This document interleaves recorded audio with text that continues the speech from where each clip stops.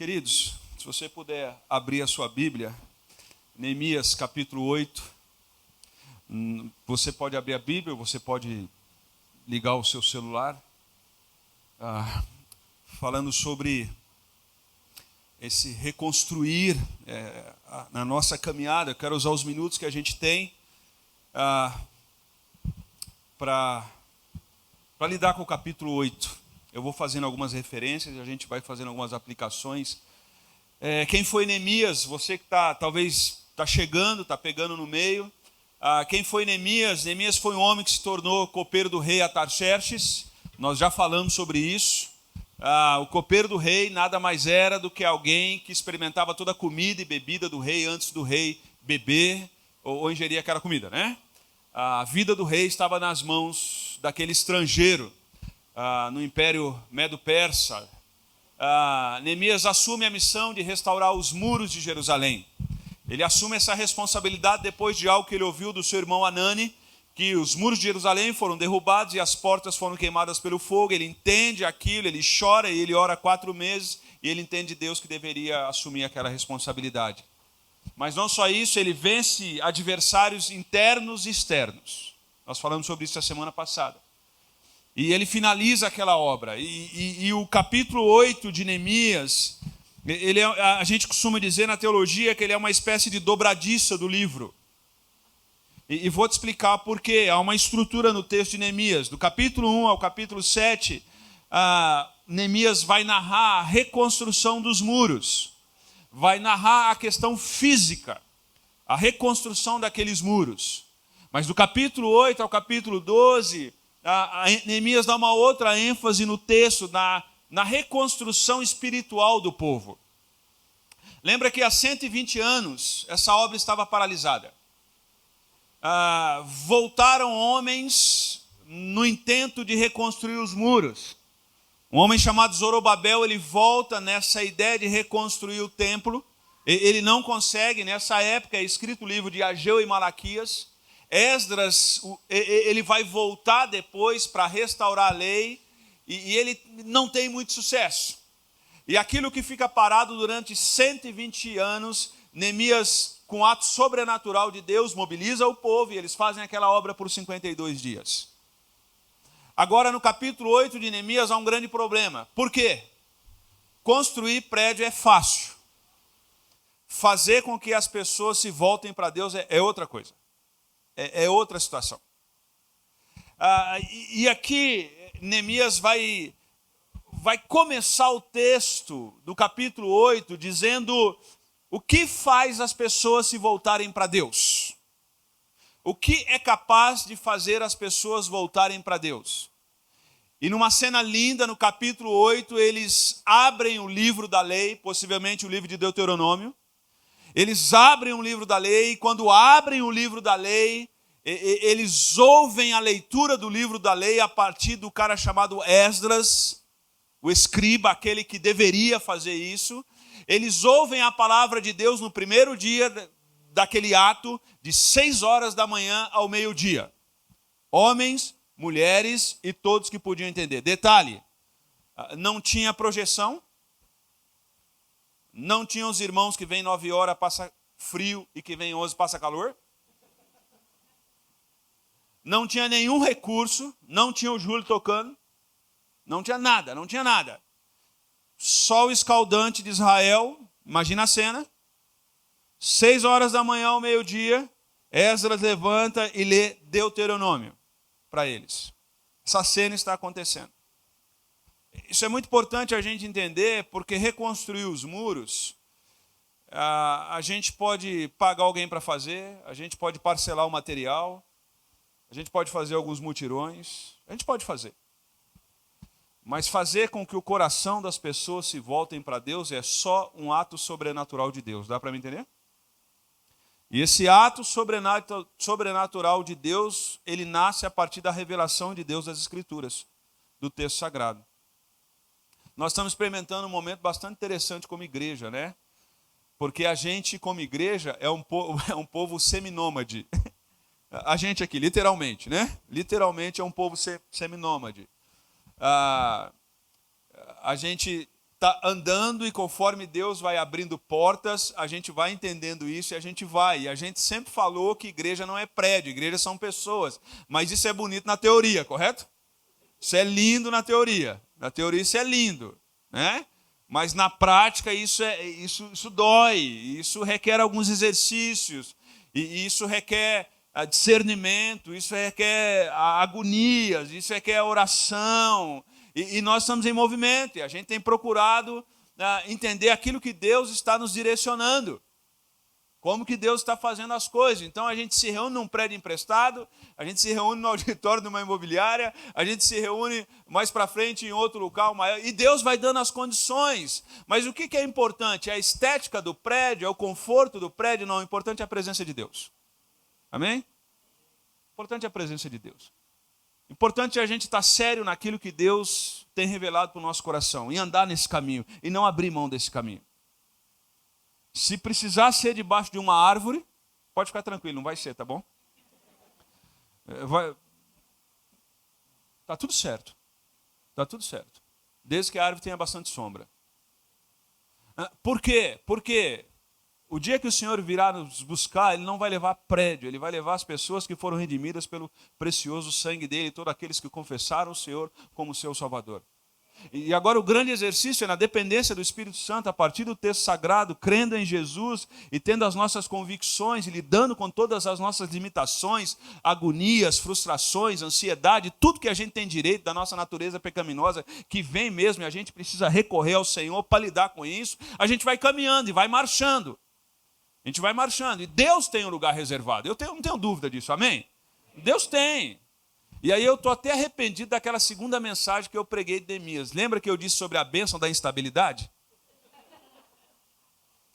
De vez em quando Deus nos abençoa com uma bênção chamada instabilidade, lembra disso? E Deus tem dar. E de vez em quando eu acordo assim, de cedo, assim, e falo, Deus, por que eu fui ensinar isso para o povo? Como se Deus fizesse assim, você ensinou, agora você vai ter que aprender. Você vai ter que aprender primeiro. Você vai ter que ser o primeiro a aprender. Né? E eu brinco com os irmãos que de vez em quando eu estou igual aqueles patos no lago. Né? Você vê o pato no lago, ele está lindo, né?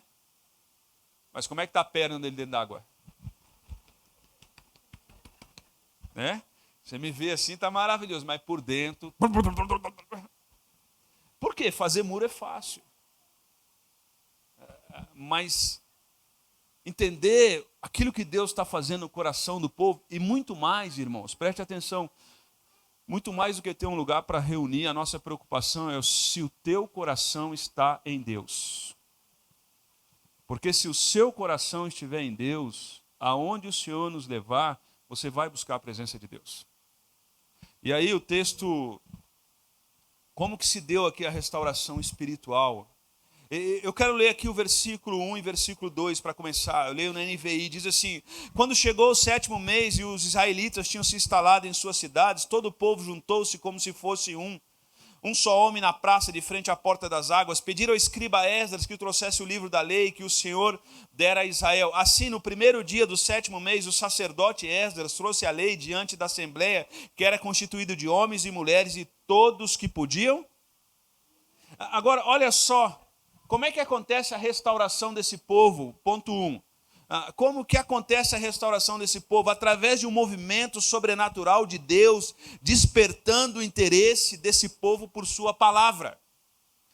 Como que acontece o despertamento espiritual em nós? O despertamento espiritual em nós acontece quando o nosso coração ele está ávido pela palavra do Senhor, pela palavra revelada do Senhor, o texto sagrado. Preste atenção que o texto vai dizer: todo o povo se juntou como se fosse um na praça de frente à porta das águas. Pediram, olha, eles pedem ao escriba Esdras que trouxesse o quê? Sabe por quê? Porque eles pedem para o escriba Esdras, porque há 120 anos esse povo não ouvia a palavra. Há 120 anos eles não tinham acesso à palavra. E agora, na primeira oportunidade que eles têm como nação, a primeira coisa que eles pedem é o seguinte: abra a palavra para nós. Abra a palavra para nós. Leia, e ele fala como se fosse todos um, a unidade no meio do povo.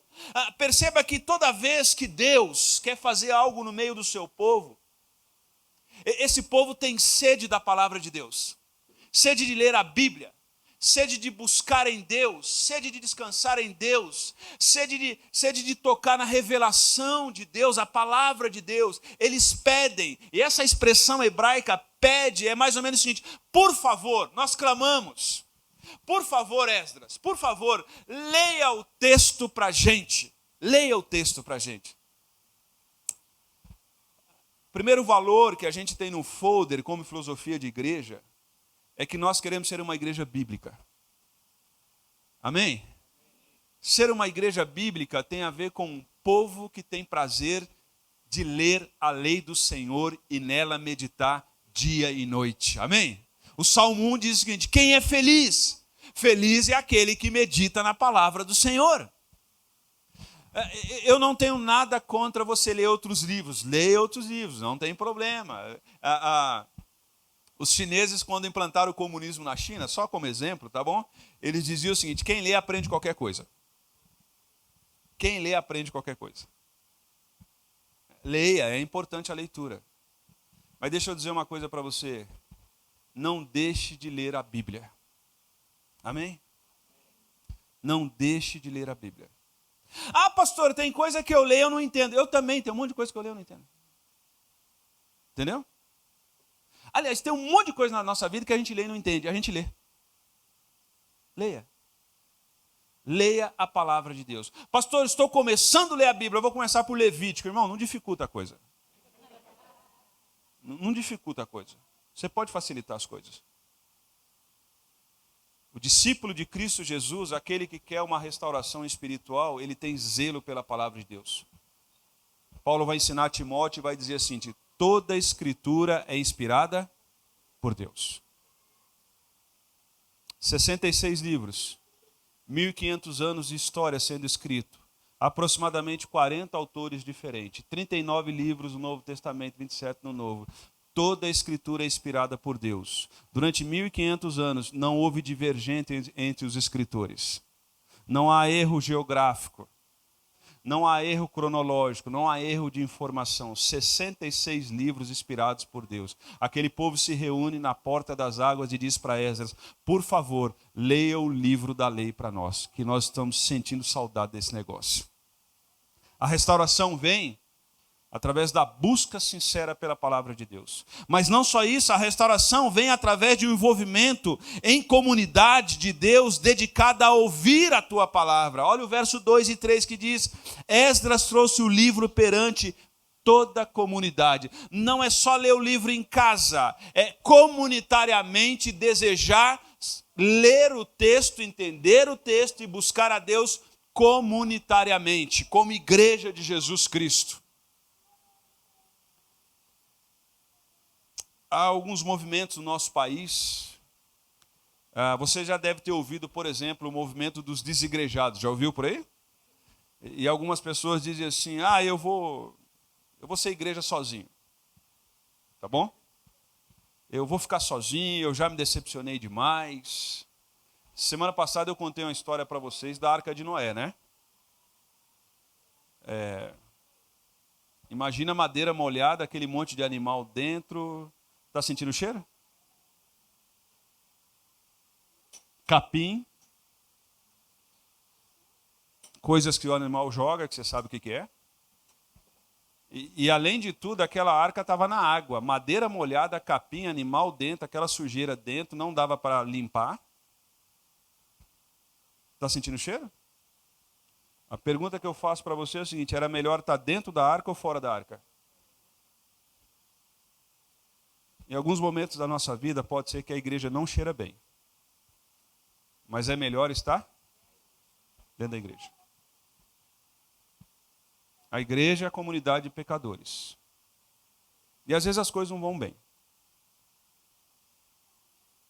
Mas Jesus não morreu por sua empresa. Jesus não morreu por seu partido político.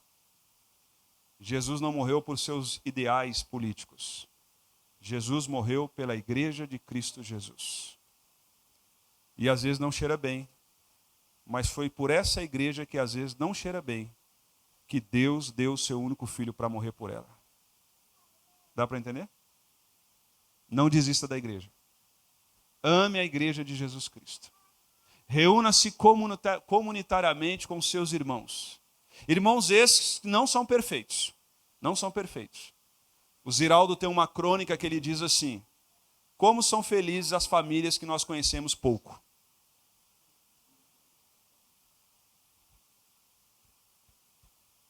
Aí eu não vou me envolver com a igreja, porque se eu me envolver eu vou me decepcionar. Deixa eu dizer para você.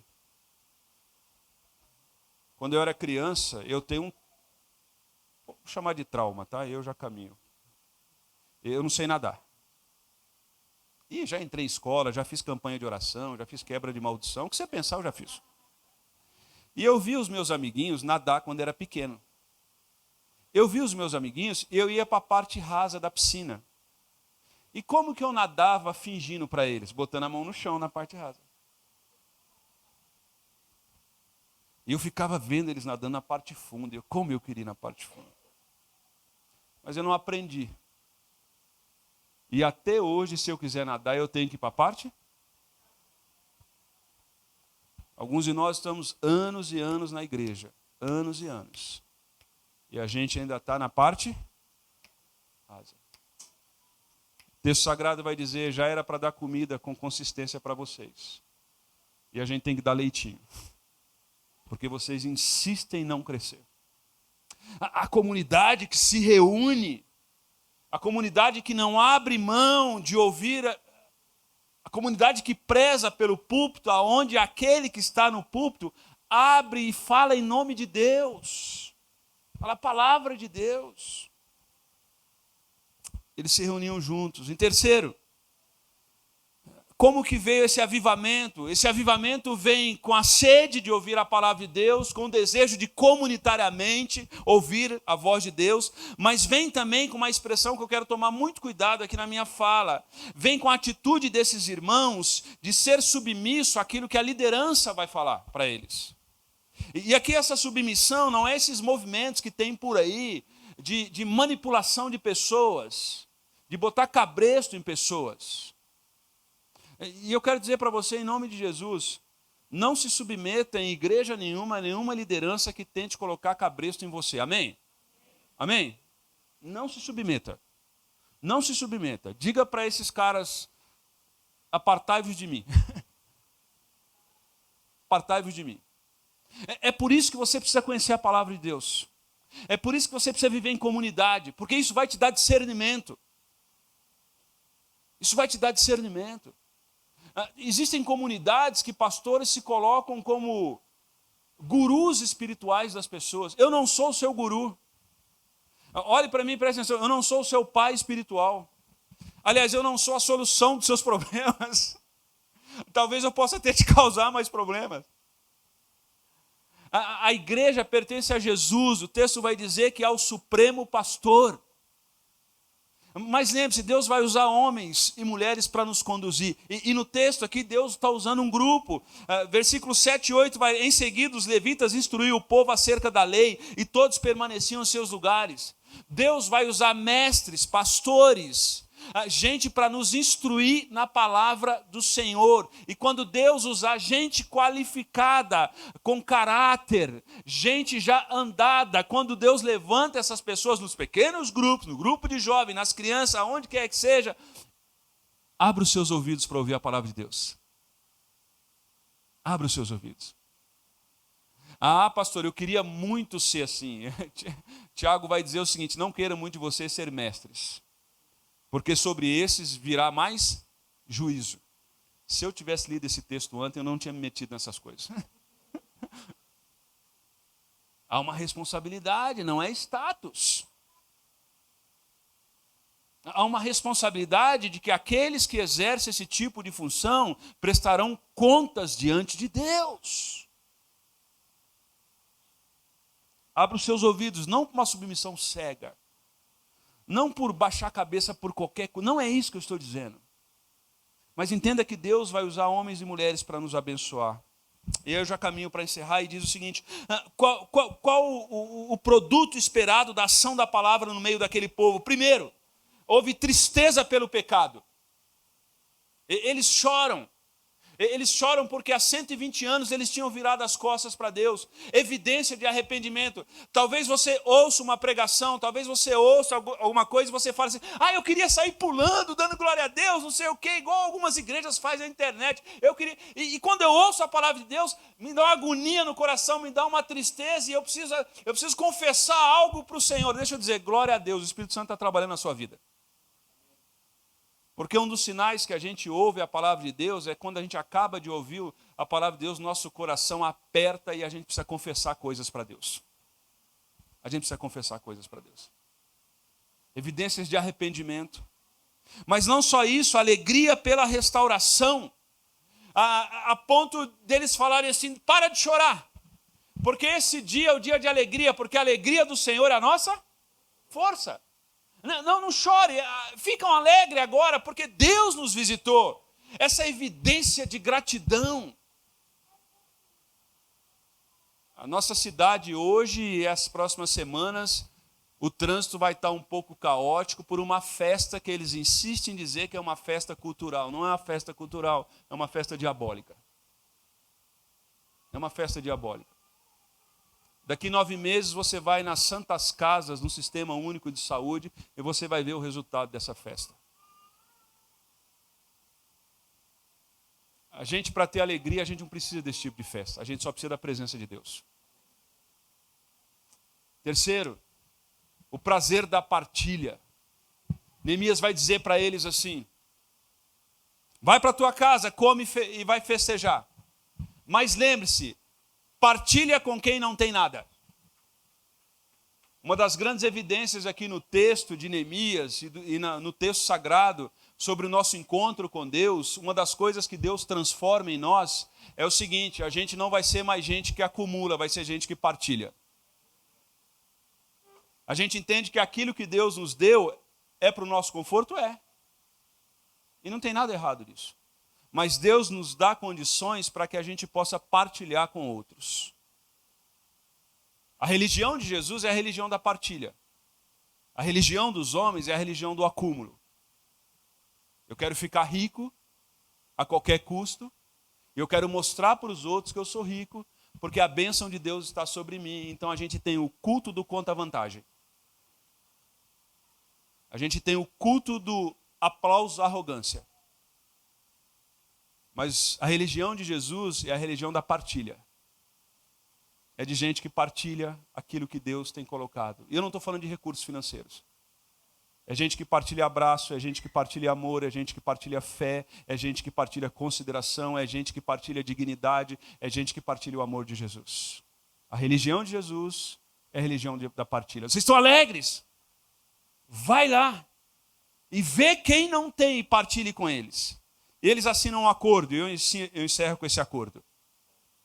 Eles assinam um acordo, no capítulo 9, no verso 38, eles precisam assumir um acordo, um compromisso publicamente após ouvir a palavra do Senhor. Em vista disso, estamos fazendo um acordo por escrito e assinado por nossos líderes, nossos levitas e nossos sacerdotes. Eles assumimos responsabilidade. Olha só, preste atenção, e aí eu estou encerrando. Gente madura faz o que precisa ser feito. Gente imatura só quer fazer o que gosta. Dá para entender? Eles assinam um acordo. Sabe qual é o acordo que eles assinam publicamente depois de ouvir a palavra de Deus? 3 coisas eles vão fazer. A primeira coisa que eles vão fazer: vamos cuidar da nossa família. Olha o que diz: prometemos não dar nossas filhas em casamento aos povos vizinhos, nem aceitar que as filhas deles se casem com nossos filhos. Sabe o que eles estão dizendo? Ouvimos a palavra de Deus, tivemos um encontro comunitário, repartimos aquilo que Deus está nos dando e vamos assumir o primeiro compromisso diante desse avivamento. O primeiro compromisso diante desse avivamento, ao ouvir a voz de Deus, sabe o que é? Não vamos negligenciar a nossa família. Amém? Há algo que Satanás quer destruir desde o jardim do Éden e se chama família. Ouça a palavra do Senhor com seus irmãos, partilhe aquilo que Deus está lhe dando, mas não abra mão da sua família. Não abra mão da sua família. Não abra mão da sua família. Cuide dos seus filhos. Invista na vida dos seus filhos. Invista na vida da sua esposa. Espiritualmente, esteticamente. Amém? Glória a Deus. Estão comigo? Estão comigo? Invista. Mulheres, invista na vida do seu marido.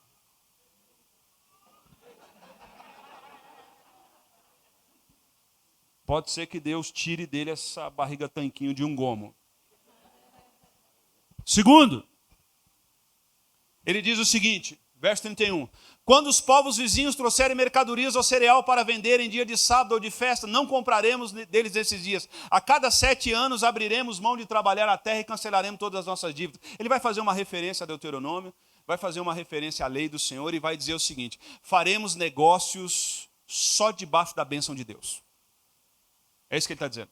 Olha que bonito, depois de ler a palavra do Senhor, encontro comunitário, partilhar aquilo que Deus está dizendo. Vamos cuidar da nossa família. O segundo compromisso que nós vamos assinar nesse papel que nós vamos fazer, sabe o que é? Não vamos fazer negócio que não honre ao Senhor. Os nossos negócios serão geridos pela ótica do alto. Terceira coisa que eles vão fazer. Esse acordo depois de ouvir a lei do Senhor. Verso 32.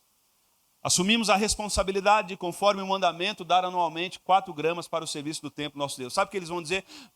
Basicamente, o que eles vão dizer nos próximos versículos é o seguinte: não abriremos mão da nossa vida com Deus na igreja. É basicamente isso. Não abriremos mão da igreja de Cristo Jesus. Após ouvir a voz do Senhor, ser quebrantados, partilhar aquilo que Deus tinha colocado na mão deles, eles assumem 3 compromissos: família, negócios e vida espiritual. Família, negócios e a noiva de Cristo. Família, negócios e aquela que um dia o Senhor virá buscar. Que Deus nos abençoe. Eu queria que você fechasse seus olhos.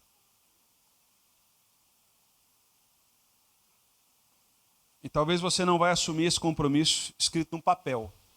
Ou se quiser fazer, faça. Mas ao ouvir a voz de Deus, ao ser quebrantado pela palavra do Senhor, nós precisamos sair daqui com esse acordo claro na nossa cabeça. Não abriremos mão da nossa família. Seu casamento vai dar certo. Seu casamento já deu certo. Você que já passou por uma situação de divórcio, não se desespere.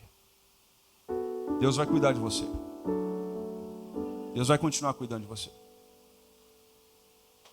Sua família existe para a glória do Senhor. Segundo, não faremos negócios que não honrem ao Senhor. Sabe por que nós dependemos do Senhor e não do mercado? Negócios que não honrem ao Senhor, nós não vamos mexer com isso. Nós vamos fazer aquilo que honra ao Senhor. Mas também nós não vamos abrir mão da igreja de Cristo Jesus. Porque foi por ela que Cristo morreu. É assim que oramos, em nome de Jesus. Amém.